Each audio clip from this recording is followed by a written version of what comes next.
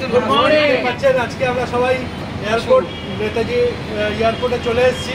তো আমাদের স্যার বিদেশ যাচ্ছেন। এটা সেই বিদেশ নয়, এটা ইউরোপ একটা কান্ট্রি, সুইজারল্যান্ড, আমাদের স্বপ্নের দেশ বলতে পারেন। আমরা সিনেমাতেই শুধু দেখেছি শাহরুখ খানকে ঘুরতে আর কাজলকে ঘুরতে। আজকে আমাদের স্যার সেখানে যাচ্ছেন, তো আমাদের খুব আনন্দ লাগছে। স্যারকে ওই জন্য আমাদের তরফ থেকে একটা অভিনন্দন। আর স্যারের কাছ থেকে শুনে নেবো স্যারের অভিজ্ঞতা কেমন লাগছে। দারুণ একটা অভিজ্ঞতা, আমার তো শুনেই গায়ে কাটা দিচ্ছে যে সুইজারল্যান্ড যাচ্ছি।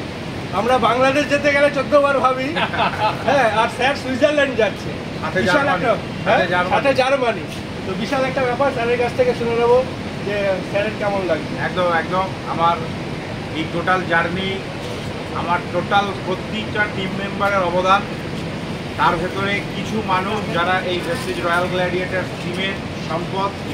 আমি মনে করি কয়েকজন লিডার যেমন, ঠিক আছে ওকে, যেমন কয়েকজন লিডার যেমন আমাদের ননীগোপাল ব্রহ্মচারী স্যার, যেমন আমাদের জুলফিকার আলী খান স্যার, যেমন আমাদের দীপঙ্কর মোদক স্যার, সোমা ম্যাডাম, সাবিব ঘরামি স্যার, আমাদের আলমগীর স্যার, আমাদের বিশ্বজিৎ দাস, আমাদের পার্থ কর্মকার স্যার, আমাদের শাহজাহান আলী মোল্লা স্যার, আমাদের সালেহা ম্যাডাম, এরকম কিছু গ্রেট পার্সন যদি না থাকতো আজকে আমি ইয়াসিন আলী হতে পারতাম না।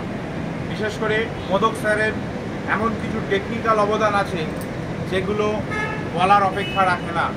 একটা অত্যন্ত বুদ্ধিমান বুদ্ধিদীপ্ত মানুষ, এবং আমি প্রতি মুহূর্তে যখনই কোনো রকম প্রবলেমে, বিশেষ করে টেকনিক্যাল কোনো প্রবলেম, আমি কিন্তু সঙ্গে সঙ্গে মোদকবাবুর দ্বারস্থ হই, মোদকবাবু এটা কী হবে, এবং তার একটা সলিউশন পেয়ে যায়।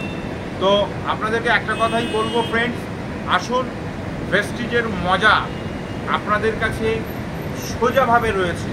শুধু একটাই কাজ করুন, বাড়ির সকল প্রোডাক্ট যা ভেস্টিজে পাওয়া যায় সেটা ভেস্টিজ থেকে নিলে কি হবে, প্রোডাক্টের দাম আপনার ধীরে ধীরে কমে যাবে, আপনার প্রোডাক্টের দাম ফ্রি হয়ে যাবে, এবং আপনি আমাদের মতন এরকম প্রতি বছর 2 বার করে, ভাবুন এই কদিন আগেই আমি এই জায়গাটা আমার খুব মনে পড়ছে, আমার 2 কন্যা, আমার স্ত্রী এবং আমার আরও অনেক হাটলাইন্স ছিলেন সেদিনকে, তাদের কথা মনে পড়ছে যে এই জায়গা থেকেই আমরা সেদিনকে একটা সম্বর্ধনা অনুষ্ঠান করেছিলাম, এবং আজকে আবার সেইখানেই এসেছি।